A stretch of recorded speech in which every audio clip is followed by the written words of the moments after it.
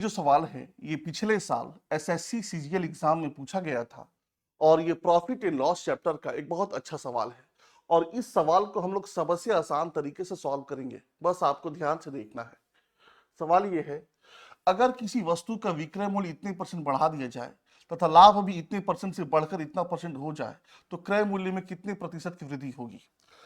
जब भी इस पैटर्न पे सवाल आए आपको सबसे पहले ध्यान देना है कि लाभ जो है 20% से बढ़कर 30% हो जाता है। मतलब पहले लाभ कितना हो रहा है, 20% लाभ हो रहा है। पहले 20% लाभ हो रहा है, लाभ है तो 100 इसमें ऐड कर देंगे, मतलब 120% पे बेचा जा रहा है। 120 बटा 100, 20 छक 120, 20 25 100। ये नीचे क्या है, ये क्या है, क्रय मूल्य है, कॉस्ट प्राइस है। तो हम मान लेते हैं जो क्रय मूल्य है वो 5 रुपया है, तो विक्रय मूल्य कितना हो जाएगा, विक्रय मूल्य कितना हो जाएगा, 6 रुपया हो जाएगा। जब आप 5 रुपए के सामान को, जब आप 5 रुपए के सामान को 20% लाभ पर बेचेंगे तो कितने में बेचेंगे, 6 रुपए में बेचेंगे, 6 रुपए में बेचेंगे।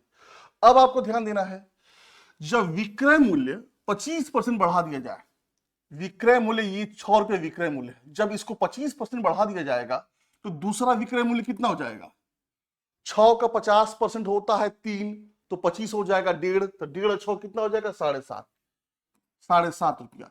जो दूसरा विक्रय मूल्य है वो 7.5 रुपया है।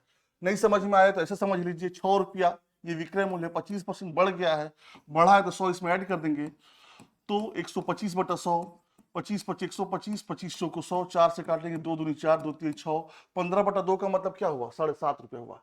15 बटा 2 का मतलब 7.5 रुपया हुआ।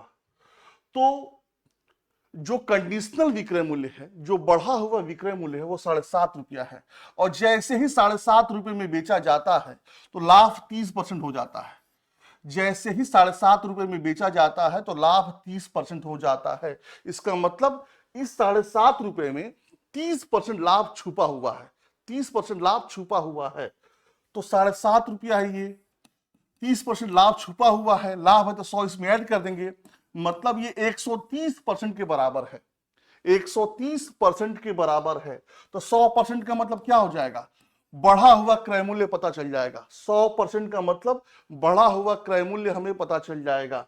जीरो से जीरो कट गया, ये जीरो दशमलव खत्म कर देगा तो कितना हो जाएगा, 75 बटा 13।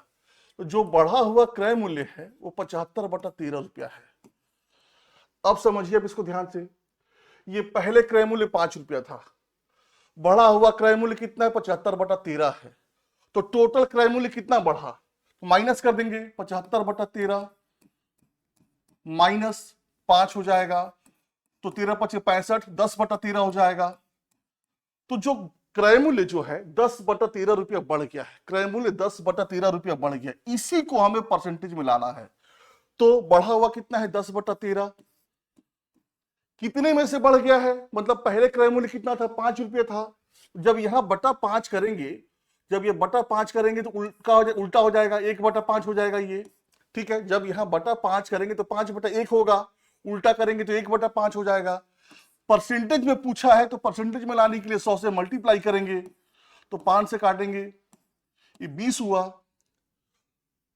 20 दहा में 200, 200 बटा 13, 200 बटा 13 का मतलब क्या हुआ, 13 एकम 13, 7 हुआ, 13 पचे 65, 5 13 39, 11 13 104। तो जो कितना बढ़ा, क्रय मूल्य में कितने परसेंट की वृद्धि होगी, तो क्रय मूल्य में 15.38% की वृद्धि होगी। ये हमारा आंसर आ गया। ये बिल्कुल आपको समझा के हम बताए हैं। जब भी इस पैटर्न पे सवाल आए आपको ऐसे ही सॉल्व करना है।